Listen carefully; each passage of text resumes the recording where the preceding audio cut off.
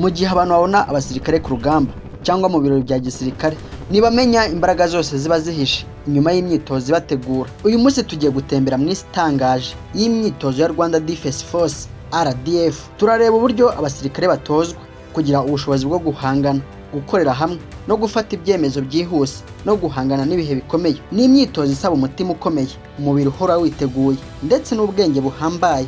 Kuva ku myitozo yo kongera imbaraga, gukorana nk'ikipe, kugeza ku masomo yo gukurikiza amabwiriza no gukemura ibibazo mu bihe bigoye, hari byinshi abantu batabona. Ese ni ayahe mayeri n'amahame atuma abasirikare ba Rwanda Defence Force RDF bagira uyu mwihariko? Ni iki gituma imyitozo y'igisirikare cy'u Rwanda itandukana n'indi myitozo isanzwe? Muri iki cyegeranyo tugiye kureba ibintu bitangaje biranga imyitozo y'abasirikare ba Rwanda Defence Force n'amasomo akomeye ashobora gutuma wumva neza ubuzima bw'umusirikare wa Rwanda Defence Force. Nimba ukunda ibyegeranyo byiza kandi bicukumbuye, wowe niza amaso, amatwi n'umwanya, urahita umenya neza impamvu umusirikare w'u Rwanda aho ageze hose aba yubashywe. Njye nk'ibisanzwe n'Indambaye Jean Claude.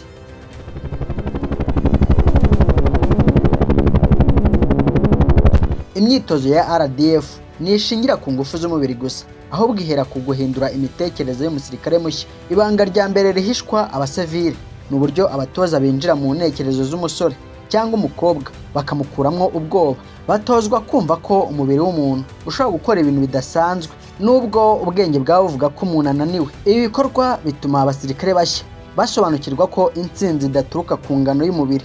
Umusirikare mushya amara ibyumweru bya mbere nta gikoresho na kimwe afite uretse kwiga kwifata no kumvira. Ikinyabupfura cyubakwa mu buryo bukaze ku buryo amabwiriza yose atanzwe ahita ashyirwa mu bikorwa. Ubu buryo butuma umusirikare atazigera anyeganyega cyangwa ngo apanike mu gihe cy'akaga gakomeye. Ari ku rugamba, intekerezo ze zihuzwa n'iza bagenzi be ku buryo bose batangira gutekereza nk'umuntu umwe. Nyuma ya kino cyiciro, umuntu wese aba yiteguye kwakira imyitozo iyo ari yo yose ivunanye cyane.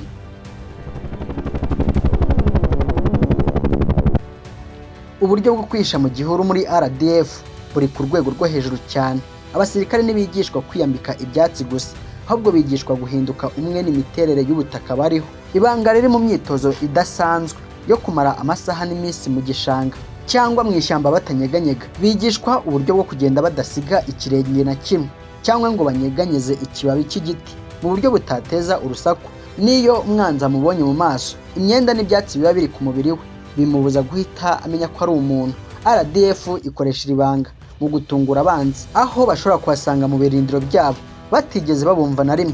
Imyitozo y'ijoro iba ikaze cyane kuko umusirikare atozwa kureba no gutega amatwi akoresheje imyumvire ye yose. Bituma umusirikare aba igicucu kitagaragara na rimwe mu maso y'abarinda inkambi z'umwanzi.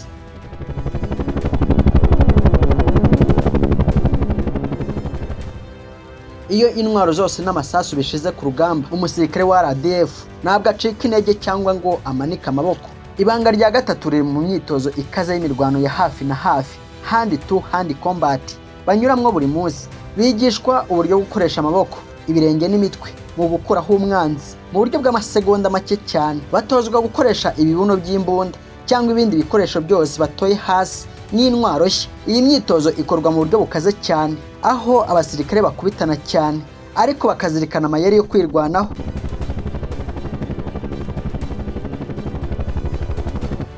Irindi banga ridasanzwe ni ukumenya aho umubiri w'umuntu ufite intege nke cyane kugira ngo uhite wakubita umwanzi. Umusirikare aba afite ubushobozi bwo gufata umwanzi amutunguye akamwambura intwaro ye mu gihe gito cyane. Ibi bituma umusirikare agira ubushobozi buhambaye kuko aba azi neza ko ubushobozi bwe bushingiye ku mubiri we.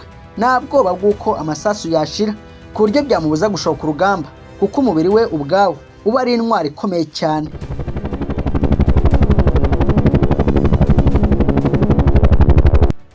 Mu mashami y'abasirikare badasanzwe Special Forces harimwo ibanga rikomeye ryo kumanukira ku migozi vuba cyane. Iyi myitozo izwi nka fast roping, ikorwa iyo abasirikare bamanuka bava mu ndege ya kajugujugu itarinze guhagarara. Ibanga riri mu muvuduko n'icyizere baba bafite mu buryo butungura buri wese kuko bamanuka nta kintu bafashe uretse umugozi. Ni amasegonda abiri yo kuzuyaza bahari kubera ko indege iguma mu kirere ikahita igenda. abasirikare bamanukira mu mwotsi n'umukungugu mwinshi cyane utumuka hasi uba utewe n'indege y'intambara.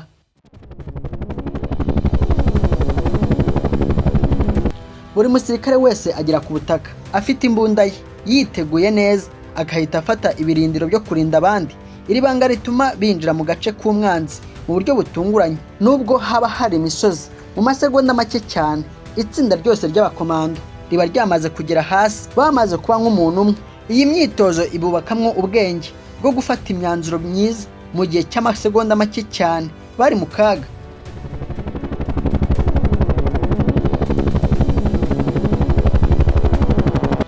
RDF yerekana ko amazi n'imigezi migari bidashobora kuba inkomyi ku muntu ushaka guhangana nabo. Ibanga rya gatanu rihishwe benshi ni imyitozo ihambaye yo koga umuntu afite ibikoresho byose by'urugamba biremereye cyane. Abasirikare binjira mu mazi bakonje cyane, bagatozwa kumara iminota myinshi munsi y'amazi bakoresheje imiyoboro y'umwuka, batagaragara mu maso y'abantu. Imbunda yabo ntabwo igomba gukora mu mazi cyangwa itakaza ubushobozi bwayo bwo kurasa neza. Bigishwa uburyo bwo kurwanira mu mato n'uburyo bwo gutungura umwanzi uri ku nkombe.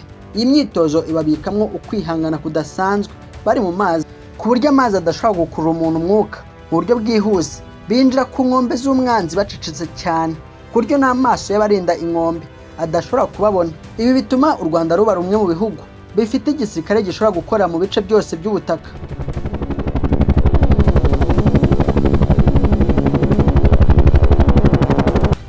Mu bigo by'imyitozo nka Gabiro na Nasho, abasirikare bigishwa ibanga ryo kubaho mu buzima bukaze cyane. Hari igihe bajyanwa mu ishyamba rwagati bakamarayo icyumweru cyose batarya ibiryo bisanzwe cyangwa amazi asanzwe. Ibanga riri mu kubigisha kumenya ibimera n'imbuto byo mu ishyamba bishobora kuribwa n'ibishobora kutaribwa. Bigishwa kandi uburyo bwo gukurura amazi mu bishishwa by'ibiti cyangwa mu mizi mu gihe cy'amapfa akaze cyane. Iyi myitozo niyo ibagira abahanga mu gutegura urugamba n'ibirindiro mu mashyamba, bituma umusirikare arinda ubusugire bw'igihugu mu bice bitagira abaturage n'ibikorwa remezo bitandukanye hafi ye.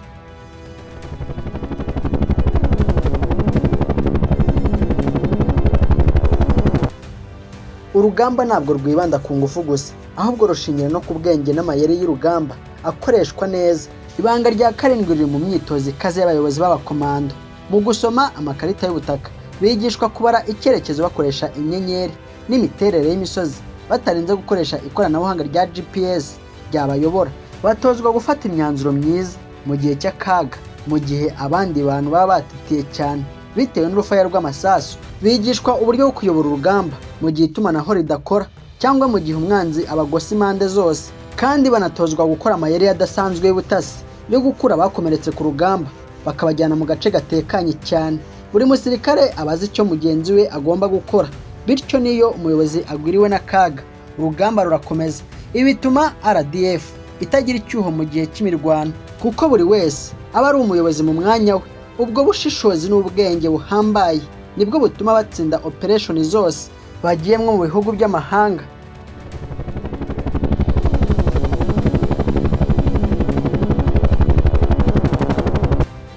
Iherezo ry'imyitozo yose n'ibanga rikomeye rya RDF rishingiye ku ndangagaciro zo kwihangana no gukunda abaturage. Abasirikare bigishwa ko intwaro baba bafite mu ntoki ko iba igomba kuba iherekejwe n'inshingano zo kurinda ikiremwa muntu mu buryo bwiza.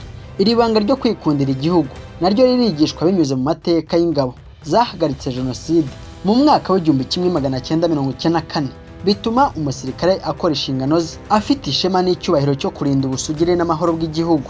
Umusaruro w'iri banga ryo gukunda igihugu n'abaturage ugaragarira mu butumwa bw'amahoro bagiyemwe mu mahanga muri Mozambique na South Africa. Iyo abasirikare ba RDF bagezeyo berekana isura y'ubutwari. Izindi ngabo z'amahanga zitangazwa n'uburyo RDF ihita yisanisha n'imiterere y'aho igiye n'umuco waho vuba. Mbaye mbashimwe twabanye, bibutsa gukanda subscribe, like, kandi nimba mwakunze ibyo dukora niwibuka kugenda udateye comment utubwire ikintu cyagutangaje kandi cyagutunguye ku myitozo RDF ikora.